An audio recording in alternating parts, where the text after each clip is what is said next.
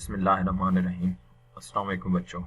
इससे पिछले लेक्चर में जैसे हमने हाफ लाइफ के बारे में देखा, तो अब हमने एक बहुत इंपॉर्टेंट कंसेप्ट देखना है, laws of radioactivity and half life of radioactive element. इनके हमने कुछ रिलेशंस को ड्राइव करना है। सबसे पहले हम लॉ ऑफ रेडियो एक्टिविटी को देखेंगे। तो हाफ लाइफ के बारे में हम पढ़ चुके हैं कि it is the time during which one half of the atoms of the present element decay into daughter element. Half of the present atoms daughter nuclei में या नॉट डॉटर एलिमेंट में डिके हो जाएं। जैसे आपको पता है कि अगर 50 एटम्स हैं तो वो टाइम जिसके बाद 50 की बजाय 25 एटम्स बचेंगे और 25 डिके हो चुके होंगे, ये हाफ लाइफ है। ये हम पिछले टॉपिक में पढ़ चुके हैं। अब इसका मतलब ये है कि rate of decay with the passage of time slow होना शुरू हो जाता है, तो मिलियंस ऑफ ईयर्स रिक्वायर्ड होंगे एक एलिमेंट को मुकम्मल तौर पर डिके करने के लिए। अब नेक्स्ट हम आते हैं, रेडियो एक्टिव जो डिके है वो फॉलोइंग स्टैटिस्टिकल लॉज को, स्टैटिक्स को फॉलो करता है, लॉज को फॉलो करता है। सबसे पहला क्या है कि द नंबर ऑफ एटम्स, पहला जो पॉइंट हमने याद रखना है वो ये है, the number of atoms that decay at any instant फिर proportional to the number of atom present at that instant. देखें जी, यहाँ वो कहता है greater the number of atoms greater will be the decay. 50 atoms थे, 25 डिके हुए। अगर 1000 एटम्स होंगे 500 डिके करेंगे। जैसे नंबर ऑफ एटम्स बढ़ाए तो डिके की तादाद भी बढ़ गई। तो नंबर ऑफ एटम्स डिकेइंग जो है वो किस पर डिपेंड करती है, number of atoms initially available पर।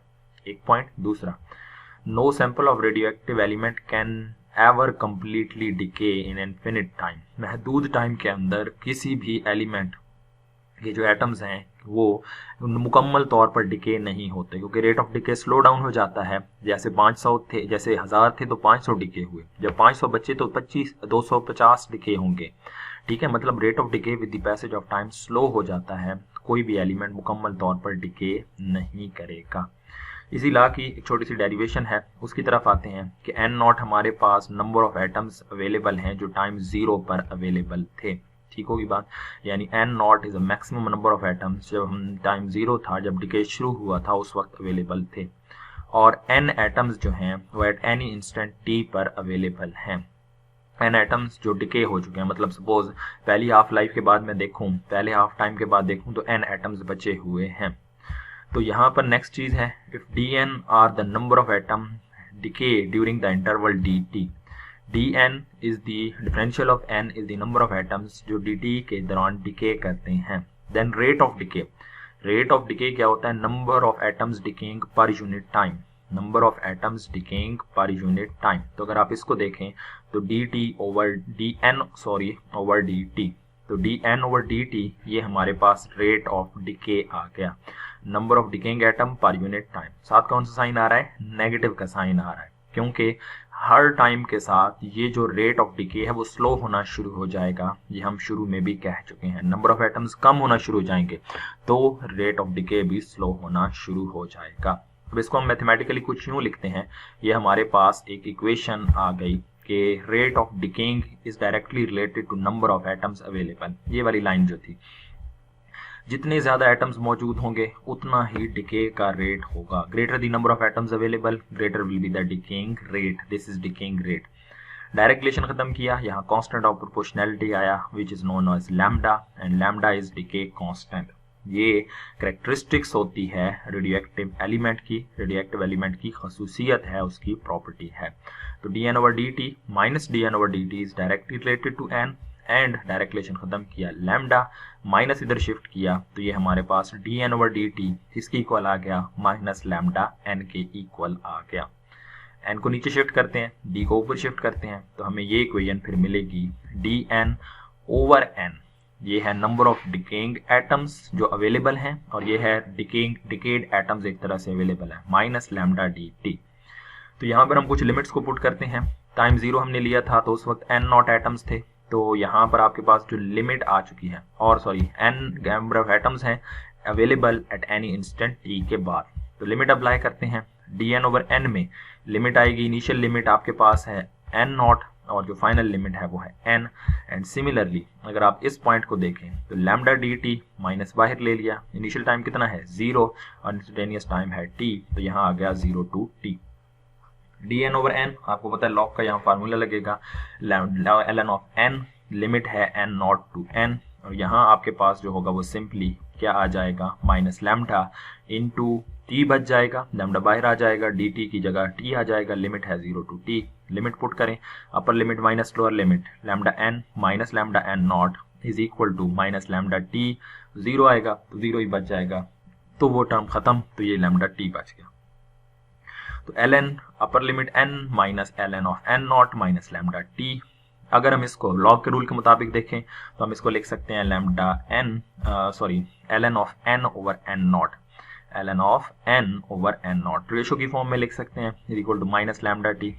हम यहाँ पर नेक्स्ट क्या हल करेंगे, लॉग को खत्म करना है, लॉग को खत्म करने के लिए हम एंटी लॉग लेंगे, तो यहाँ से लॉग खत्म, ये एक्सपोनेंट बन जाएगा, e की पावर माइनस लैम्डा टी बच जाएगा, तो n over n naught is equal to e power minus lambda T, n naught उधर चला जाएगा, तो n is equal to n naught into e power minus lambda T. This is known as radioactive decay law. यही हमने drive करना था, ये radio active decay law है, ये हमने याद रखना है, इसकी डेरिवेशन याद रखनी है। उसके बाद वो कहता है कि अब ये इक्वेशन शो क्या कर रही है, इसकी सिग्निफिकेंस क्या है। अगर आप इसको देखें तो रेट ऑफ डिके जो है वो एक्सपोनेंशियली डिके होता है, एक्सपोनेंशियली मतलब e की पावर माइनस टी की फॉर्म में डिके होता है। It is clear from equation that radio active decay follows N exponential law. कौन से लॉ को फॉलो करता है, एक्सपोनेंशियल, यानी e की पावर t है, and it takes an infinite time to decay a radioactive element completely. यहाँ t की वैल्यू हमें इन्फिनिटी चाहिए, हमें t की वैल्यू क्या चाहिए, इन्फिनिटी, इन्फिनिटी पुट करेंगे तभी e की power infinity, e power minus infinity 0 होगा, तभी n 0 होगा। तो दो चीजें, रेडियोएक्टिव डिके लॉ हमने देखा, radioactive decay law exponentially follow करता है और इनफाइनाइट टाइम रिक्वायर्ड है मुकम्मल डिके के लिए। अब नेक्स्ट एक छोटा सा रिलेशन हमने ड्राइव करना है between this decay constant lambda, जो हमने ऊपर यहाँ देखा था, इस डिके कांस्टेंट लैम्डा के बारे में, और नेक्स्ट चीज हमारे पास जो है वो हाफ लाइफ के दरमियान रिलेशन ड्राइव करना है। तो हम एक सिचुएशन लेते हैं कि सपोज पहली हाफ लाइफ गुजरी, फर्स्ट हाफ लाइफ गुजरी, इनिशियल एटम्स कितने अवेलेबल थे, हम n नॉट कहते चल रहे हैं, तो पहली हाफ लाइफ गुजरी, तो पहली हाफ लाइफ के बाद नंबर ऑफ एटम्स अवेलेबल क्या हो जाएंगे, half of the original atoms available. पहली हाफ लाइफ के बाद आधे एटम्स डिके कर चुके होंगे, तो n किसकी इक्वल आ गया, n नॉट बाय 2। ये वैल्यू हम ऊपर वाली इक्वेशन में पुट करते हैं, यहाँ n की जगह n नॉट बाय 2 आ गया, n naught as it is, e as it is, minus lambda as it is, और d की जगह हाफ लाइफ आ गया। n नॉट से n नॉट क्या हो गया, कैंसल, तो यहाँ बच गया 1/2 e की power minus lambda into half life. अब दोनों तरफ नेचुरल लॉग लेते हैं क्योंकि हमने एक्सपोनेंट को खत्म करना है। ln ऑफ 1/2 यहाँ अगर आप लेंगे तो ये पावर शुरू में आ जाएगी, और ln ऑफ e 1 बन जाएगा, तो ये बन जाएगा ln of 1/2 into minus lambda into half life. तो इसको हमने रेसिप्रोकल ले लिया, रेसिप्रोकल लिया तो ln ऑफ 1/2 ln ऑफ 2 बन जाएगा, और ये वैल्यू जो है ये पॉजिटिव हो जाएगी। ये असल में हमने यहाँ पर लेना चाहिए था, यहाँ पर हमें लॉग लेने से पहले हमें इसको 2 कर लेना था और इसकी पावर पॉजिटिव हो जाती, ये हम यहाँ पर कर लेंगे। खैर ln of 2 equal to lambda into half life, T half life अलग कर ली तो ये बन जाएगा ln ऑफ 2 ओवर लैम्डा। ये एक्सप्रेशन है half life of radioactive element का। यहाँ आप देखें तो हाफ लाइफ और जो आपका डिके कांस्टेंट इनका आपस में एक रिलेशन आ चुका है। ये ग्राफ आप पिछले लेक्चर में डिस्कस कर चुके हैं, तो इसको आप वहीं से दोबारा देख लेंगे, देखना होगा अगर कंफ्यूजन होगी कहीं तो। अब नेक्स्ट हम चीज एक देखते हैं कि जो रेट ऑफ डिके है, rate of decay, decay rate, वो आपके पास एक्सपोनेंशियल लॉ को फॉलो करता है। पहले तो हमने देखा ना कि नंबर ऑफ डिकेइंग एटम्स जो है ना वो एक्सपोनेंशियल लॉ को फॉलो करते हैं। अब हम कहते हैं कि जो रेट ऑफ डिके है वो एक्सपोनेंशियल लॉ को फॉलो करता है। ये चीज अब हमने यहाँ पर ड्राइव करनी है। तो यहाँ अगर हम देखें तो सबसे पहली चीज ये है कि रेट ऑफ डिके हम पहले भी देख चुके हैं, हम उसको किससे रिप्रेजेंट करते हैं, माइनस dn ओवर dt, इसको हम r से रिप्रेजेंट कर देते हैं। r इज एक्टिविटी या रेट ऑफ डिके। हमने इक्वेशन पढ़ी n is equal to n naught e power minus lambda t, n is equal to n naught e power minus lambda t, अभी जो equation हमने drive की है। इस equation को अगर हम देखें, सिंप्लीफाई करें तो इसको हम डिफरेंशिएट करते हैं विद रिस्पेक्ट टू टाइम। तो ये बन जाएगा D N over D T is equal to N naught into D E power minus lambda T over D T. ये एक्स नहीं है बल्कि ये यहाँ पर आपके पास टी ई है, क्योंकि टाइम के साथ हम डिफ्रेंशिएट कर रहे हैं। ये D N over D T as it is, N naught differentiable नहीं है। हाँ, इस फैक्टर को आप डिफ्रेंशिएट करेंगे विद रिस्पेक्ट टू टाइम, तो ये आपके पास आ जाएगा E power minus lambda T into differentiation of inner quantity, जो हमारे पास सिर्फ माइनस लैम्डा बच चुकी होगी।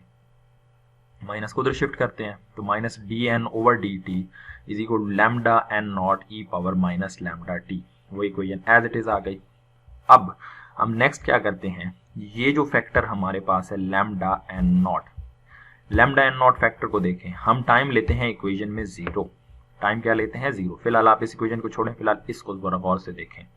हम इस फैक्टर को सिंप्लीफाई करना है। ये है minus D N over D T, इसको तो हमने आर का नाम दे दिया। नाउ ई पावर यहाँ पर आप पुट कर दें टाइम 0, तो ई की पावर 0 क्या हो जाती है 1 बन जाएगी। तो यहाँ से हमारे पास जो फैक्टर बचेगा ई पावर 0 1, तो यहाँ आर नॉट से हम इसको नाम देते हैं, सिर्फ बचेगा लैम्डा एन नॉट। मैं दोबारा रिपीट करता हूँ, इस इक्वेशन पर अगर आप फोकस्ड रहें तो यहाँ टाइम कितना पुट करेंगे 0। टाइम 0 पुट किया, ई की पावर 0 1, ये 1, तो यहाँ बच गया minus D N over D T into lambda N naught. Minus D N over D T को हम आर नॉट का नाम दे देते हैं, क्योंकि ये टोटल एटम्स को शो कर रहा है। तो ये वाला फैक्टर अब हमारे पास D N over D T R है, तो R not is equal to lambda N not. तो अब इस इक्वेशन की तरफ वापस आते हैं। D N over D T R put कर दिया, लैम्डा एन नॉट को हमने आर नॉट से रिप्लेस कर दिया, और ये आ गया माइनस ई पावर माइनस लैम्डा टी। तो यहाँ भी देखें तो रेट ऑफ डिके जो है वो एक्सपोनेंशियल लॉ को फॉलो करता है, ई की पावर माइनस लैम्डा टी को फॉलो करता है। ये हमारे पास दो चीजें थी जिसमें हमने एक तो रेडिएक्टिव डिके को देखा, हाफ लाइफ को देखा, हाफ लाइफ लॉ को देखा, और उसके बाद रेट ऑफ डिके को देखा। अब इसी में हमारे पास एक नेक्स्ट टॉपिक जो है वो है mean life of radioactive element. इसको इंशाल्लाह फिर हम नेक्स्ट लेक्चर में देखेंगे। यहाँ तक आज के लिए आपको याद होना चाहिए, इसको नोट कर लेंगे। अल्लाह हाफिज़।